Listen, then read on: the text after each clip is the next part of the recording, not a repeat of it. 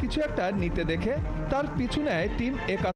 কুমিল্লা হাইওয়ের খেয়ে দেওয়া হয় পাশের টিন চলতে থাকে। আমরা এই তথ্যের সত্যতা যাচাই করি।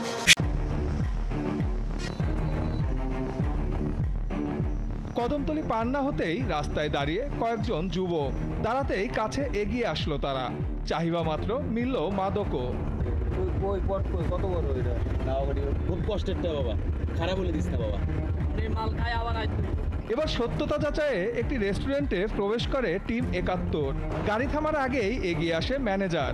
পরে রেস্টুরেন্টের মধ্যে বসে বিভিন্ন কথাবার্তার ফাঁকে চলতে থাকে মাদক নিয়ে কথা চালাচালি।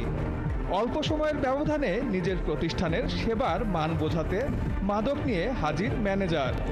মাল তো ভালোই না।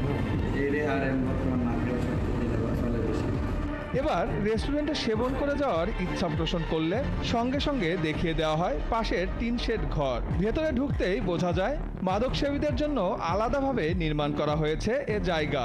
এমন সারি সারি ঘরের দেখা মেলে ঢাকা কুমিল্লা হাইওয়ের ধার ঘেঁষে। সেগুলোর ভেতরে প্রবেশ করতেই বোঝা যায় মাদক সেবনের জন্য আলাদাভাবে নির্মাণ করা হয়েছে এসব ঘর।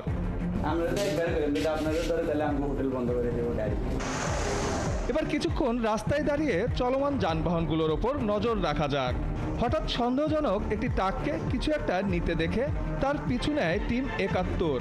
প্রায় ১ কিলোমিটার যাওয়ার পর ট্রাক থামলে প্রথমে অস্বীকার করলেও হাতে নাতে মাদকসহ ধরা পড়ে যায় হেলপার। এই যে মাদকগুলো খাবেন কখন কিনলেন?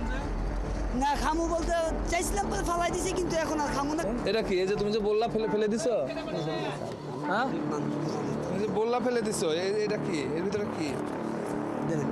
আমি খুলে দেয় আমার আপনি দেখেন, আমার আপনি দেখেন, কারণ যেহেতু আমি জুতুবাই ধরা খাইছি। মানে এই স্পটগুলো আমি যতটুকু জানি যে বেশিরভাগ বাবুচি বাজারই চলে আর কি, ১৪ গ্রামের পুরো এরিয়াটা। বেশিরভাগ কাস্টম আপনার খোলাগাড়িরও আছে, কভারবনও আছে, এবং কি ডিস্ট্রিক্ট যে নাইট কোচগুলো আছে ওগুলোও আছে। আপনি যান সিভিলে যান, এই ড্রেস ফালাই দেন, ফালাই দিয়ে আমাদের মতো কামলা হয়ে যান। আপনি কয়েকটা রাখ লাগবো দিয়ে দিব ওরা, আপনি টাকা দিবেন মাল দিব। বাদ দেশে গাঁজা বেছেন না? গাঁজা বেছে আর কি এবারও তো পাওয়া যায়।